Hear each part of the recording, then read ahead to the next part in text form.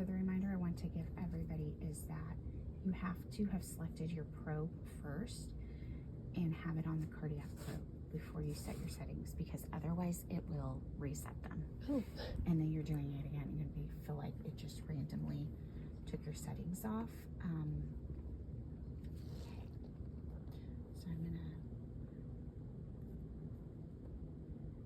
just work on her settings real quick. Okay, so for M mode, the box of M mode, they're listed back to back, but we're going to first thing I'm going to do here is I'm going to look at her windows, and she's got a little higher window here, so that's what I'm going to go with first.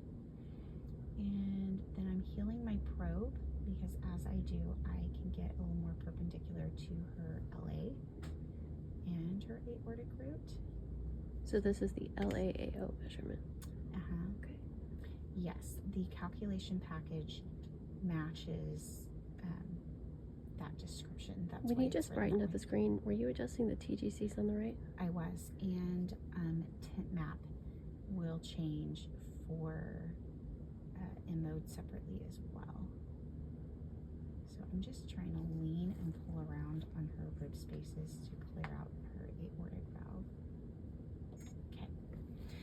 So when you hit measure, the first thing you have to do is measure the root, and then you're going to measure your LA, and then you're going to measure your cusp separation. That's because this measurement package makes you measure it in that order. So I'm going to select this, and the aortic root, right before the valve opens, it descends, and then as it opens, it comes back up. So I can see the closure line, and I can see where it opens. So what I'm going to do is I'm going to find that hill where it starts descending, and I'm going to come right against where it's starting to slope down, and that is your aortic root measurement. Awesome. Leading to leading. Then if you roll your trackball over, I'm going to go to the maximum point of the LA, because I'm going through the middle of this LA, and I am perpendicular to it because I was able to get there. You have to remember, you cannot get perpendicular on everybody. So if you try, spend 1 minute, maybe 2 minutes on it, and then move on. You're talking about specifically the M mode line there has to The be perpendicular. cursor line to the patient anatomy. You can't always make it perpendicular. Okay. And so that's a mistake a lot of students make, is you're trying to make something perpendicular that you can't, and it's the patient. And if we can't get it perpendicular, do we get it from a different view? Right now, no. Okay. Eventually, yes, we could do that. Right now, I've only taught you long axis. Okay, so now I'm going to come to the edges. So ACS, what does that stand for? Aortic cusp separation. Okay. So I'm going to come to where those cusps are opened, and at the corner, right where they first opened. And I'm going to track the cusp. Her posterior cusp is a little harder to see. If I turn up TGCs, I can see it a little better. And it's kind of blending into the wall down here. And then I hit save one. Okay. To take that. Okay. So now I'm going to take my mode cursor and line it up right where those leaflets are touching. Again, I have to pay attention to how my structures around look, because you need to have good plane accuracy. Update. And I think I can actually get this a little better. I may need to go to the lower window on her to get this. You want the papillae out of the picture, right? Or I mean the chordae? Yeah, the chordae. Well, the chordae will be there off and on, so I'm going to try to. I feel like I can see it a little bit better here, and I'm perpendicular to the mitral valve leaflets, how they're sitting. I'm not worried about the LA. So I can clean this up a little bit with my TGCs, just barely tapping them to the left. And then if I come up here to my mitral valve, the only measurement required is the EPSS, meaning E-point septal separation. And I'm going to go from the top of her E, the middle of my calcus at the top of the E, to the top of this lowest line of the interventricular septum, and you can use this green line to help you make sure you're lined up, and then it's a save one. I'm probably not going to be able to be perpendicular to her LV even if I come up a rib space, because the cursor, we're almost perpendicular.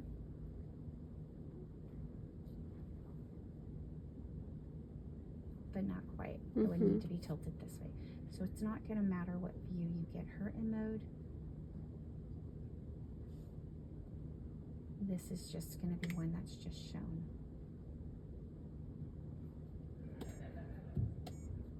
If we were to measure it, what button would be the correct measurement button for that? You'd hit measure and you go to Tycolts, because you are repeating Tycolts in M mode. You do a Tycolts in 2D and a Tycolts in M mode. The difference is in M mode, what you're doing is you're going to measure during systole, you're going to measure your walls again. See? And so if I were to measure this, this is not going to be accurate. Right. But for the sake of demonstration? For sake of demonstration, I will measure it as long as everybody understands, like, it will not be accurate. You should not do this on This your layer is practicum. not perpendicular, so. So it's leading to leading. And actually, I'm going to scooch this over a little to line up with my poster wall a little better. And I'm stopping at the pericardium. Then I'd roll the trackball over. It would automatically give me my septum and wall measurements. I'm going to follow the most consistent border, because RV trabeculation is going to get into your image. You're going to have to, on most people, you're going to have to avoid it. So again, leading to leading. And this is all in systole? This is all systole. And then again, going to the pericardial wall. So the top of the posterior wall, stopping at the pericardial. This is a series of diastole, systole, diastole, systole, diastole, systole, over time, over multiple cardiac cycles. Sweet. So you're choosing one cardiac cycle that looks the best, the clearest, you have the least amount of chordate in there to measure your wall. But again, we would probably be overestimating this ejection fraction, because our dimension is going to be bigger than it actually is, because if we tilt perpendicular, this dimension will be smaller. Got it. So we're overestimating here. And then, so what you would actually do for her would be just to show it and move on. Okay. But if you were perpendicular, this is what the measurements would look like. The waveform measurements of any kind would be probably helpful to include. Okay. So RVIT. You're going to do your 2D clip, color,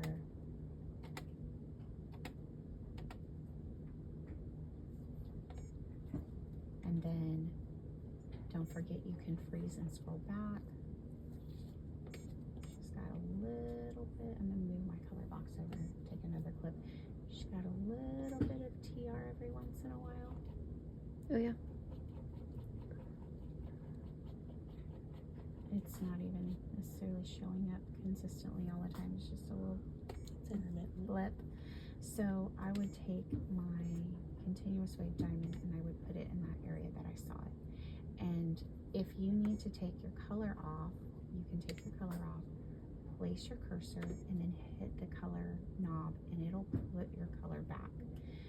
If after that you still need to adjust your cursor because it's over here, you're going to click the kidney key until the cursor's green. Oh. And then you're going to click update. Okay. This is where you need to go to 120. On your sweep speed. You're going to move, oops, sorry. You're going to move your baseline up a click. Our pulse wave gain is already kind of turned up, but we're going to go to a scale of 3 down below. How do you adjust the gain? The gain is the PW knob. Oh, that's right. So I'm going to freeze and I'm going to take my image here. You cannot always post-process like this, which means after you've frozen the image, and I'm going to come in without cutting off her valve clicks. we kind of hear some and see some, but notice there's a break here, like on this one. So there might be a little TR here, but this is showing her aortic flow in the background because they happen during the same time. So I don't have anything filled in enough to measure on her. So that's all that you would do Okay. on that. Does the cursor always need to be on basically the far side of the valve, or I guess It depends on what you're looking at. the blood flow? Okay. So for TR, yes, it's always below. Okay. Okay. So now let's go into short axis. Same valve. You would have at some point already taken a 2D clip, and then once you've taken your clip at the interatrial septum, you're going to come over to your right atrium and tricuspid valve. And you're going to take a clip here. And you can freeze and scroll through and look for TR, which I may not have caught it, but it is showing up intermittently on her. On that pulmonary valve that we did prior, if we had seen any sort of regurgitation on the waveform, what measurement would we have selected to measure? And would it have been above or below on the waveform? Okay, so we were looking at the tricuspid valve. Okay.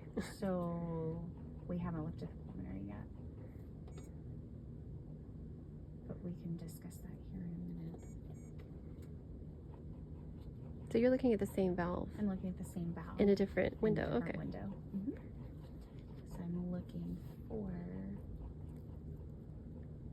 and some of that blue may be a blip of TR. It's pretty intermittent on her.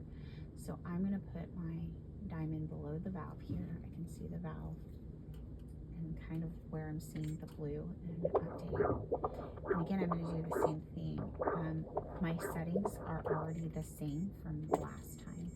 So I'm going to come out to 3 and take a picture. And again, you can unfreeze or you can, but if you do that, the issue is you may see some TR in one view and not the other. So if you're able to just freeze, take the image, and then optimize, Enhance. that's what I'm going to have you guys do right now. So some of the machines in clinic won't let you do it that way. And we kind of see like there's this is probably some TR sitting right next to her valve click, but it's not very filled Defined enough to measure. in as far as width. It's hard to tell where her valve click ends and where that begins. I would want to see a little more filled in further into the waveform. Okay, so now we're going to look at the pulmonic valve. And you would, of course, have taken a 2D clip here. And then at this point, we're doing color. And so our focus here is the flow going out the valve into the pulmonary artery and then splitting off into the right and left artery. So you take a clip. Again, if you need to take color off to see where the valve is, I'm going to be in the middle of these walls right below the valve. I'm real close to the valve, but right below. I'm going to click update. My sweep speed's where it needs to be because I've already done this, but now I need to take my pulse wave gain and I need to turn it down because I'm looking at my normal flow going through my valve. I want this black. The place where we start looking on a patient is 1.6. Okay, she's got space below that. I'm going to come in closer. But then because I'm seeing this little blip here, I'm going to bring my baseline down to here. And I'm going to come in one more click. This is as close as I can come on her waveform. So this is her normal valvular flow that I'm looking to see. So you've pressed pulmonic and then PVVTI. Yeah, and now I'm going to... Is this our trim the beard one? Yep. I'm going to do a spline. So you're starting at a valvular click and going around? I'm starting inside the valvular click and going around to inside the other valvular click. And I'm double clicking once I get there to save the image. So this one is always below baseline because the flow is always going away from me.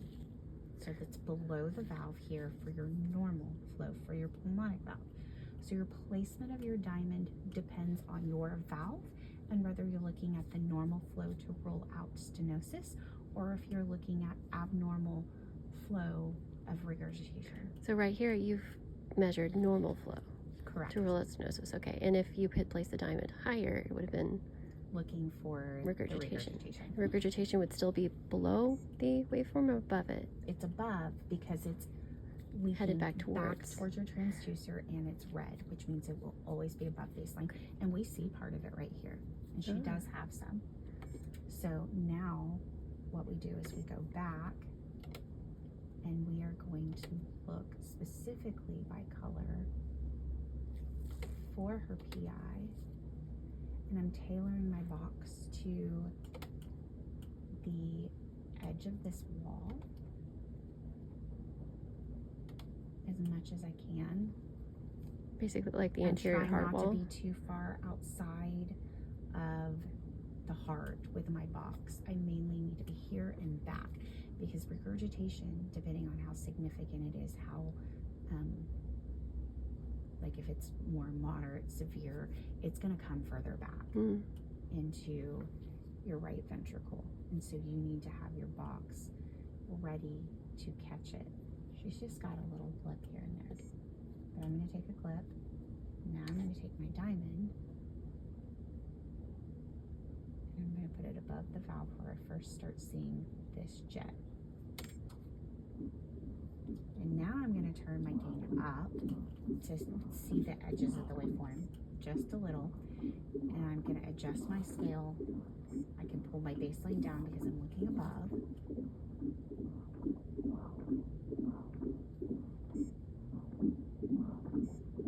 If I come in on my scale or baseline, that's probably a little too much, so I'm going to go back out on my scale, back out on my baseline.